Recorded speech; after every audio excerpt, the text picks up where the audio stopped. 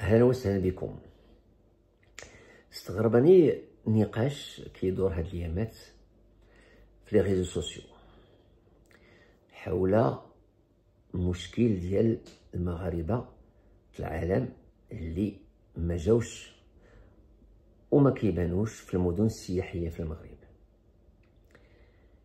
فعلا هذا حاله اللي كتستغرب ونستغربوا منها بزاف ونقولوا اش واقع. الا كان تحلت لتعطيو الناس فبالنسبه ليا كاين شي اشياء اللي لا علاقه لها مع تحليل تعطيو الناس. اولا وزاره الخارجيه والمغاربه الخارج مع المنظمه ديال محمد الخامس للتضامن عطاو واحد الرقم. هذا الرقم يعني لحد الساعه رائع. هذا الرقم ما تيقولوا الناس ما كيبانوش هاد الناس في المدن السياحيه. فحنا هاد نحللوا بعد هاد العمليه هذه ونقولوا هاد الناس اللي ما جاوش للمغرب اللي جاو وما بانوش كاين عوامل. ما نساوش ان اغلبهم كيمشيو عند العائلات ديالهم.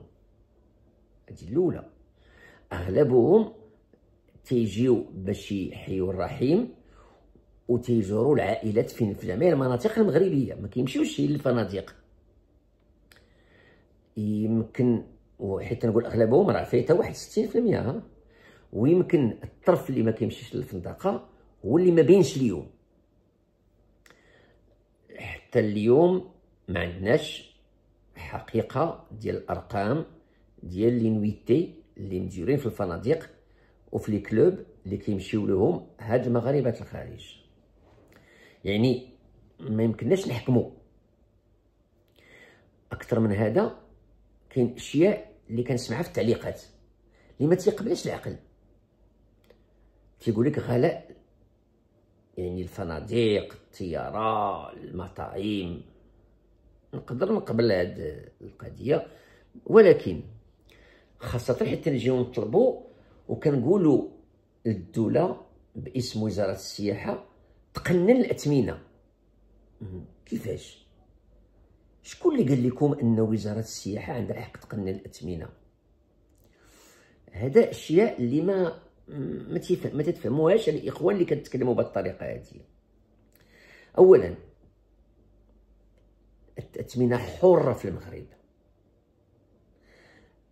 اللي اوبليغاتوار في المغرب. فين كيدخل السلطات المحليه باسم وزاره الداخليه باش يراقبوا الاثمنه في الاسعار، حيت ما يكونش افيشاج دو بري. اي ماده عندها لافيشاج دو بري ديالها الا مقننه بداك لافيشاج. الا ما كنتيش افيشي لو بري انت غير قانوني. ثانيا اللي عند الحق وزاره الداخليه تدخل في اثمنه اللي معروفه اللي عندها تقنين ديالها، خاصه المواد الغذائيه. وتلاحظوا هذه العمليه كتدار في شهر رمضان الى اخره. هادو هما فين عند الحق الدوله تدخل. اما المطاعم، المقاهي، البيع والشراء، الصناعه التقليديه، يعني الفنادق،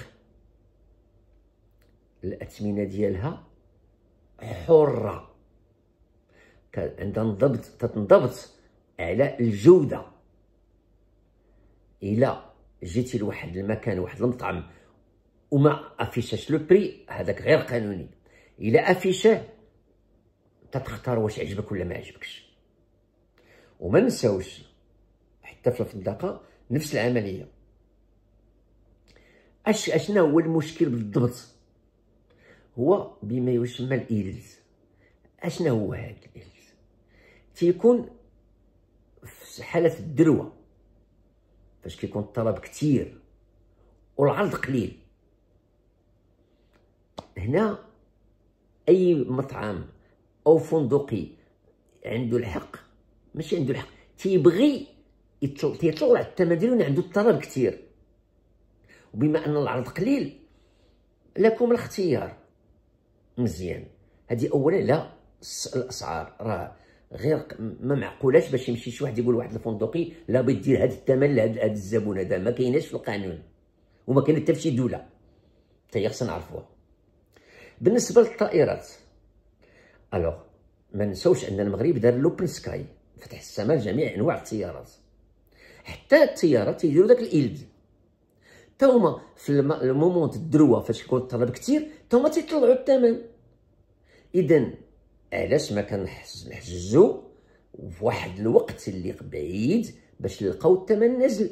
مثلا انا جيت لاسبانيا، جيت ب 1750 درهم الي وروتور السياره، وانا حنا جوج الناس في الباطو.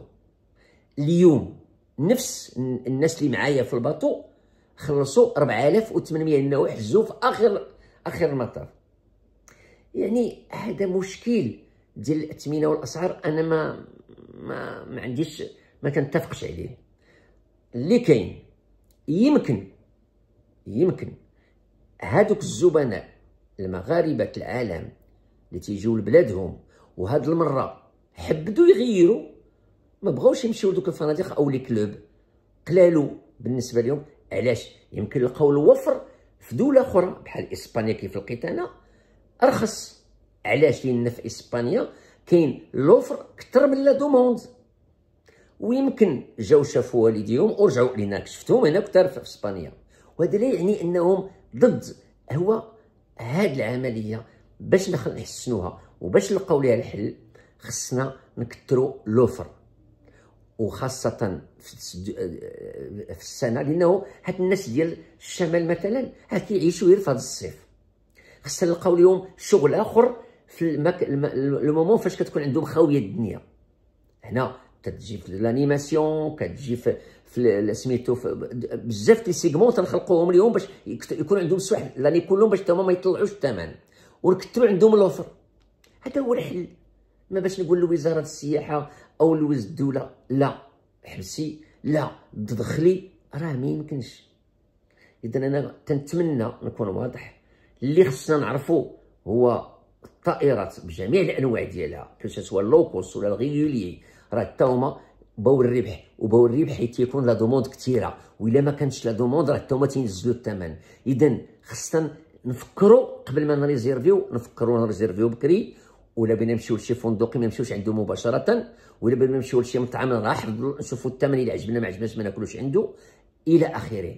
انا هذا هو التحليل ديالي، والسلام عليكم، ونتمنى نكون واضح.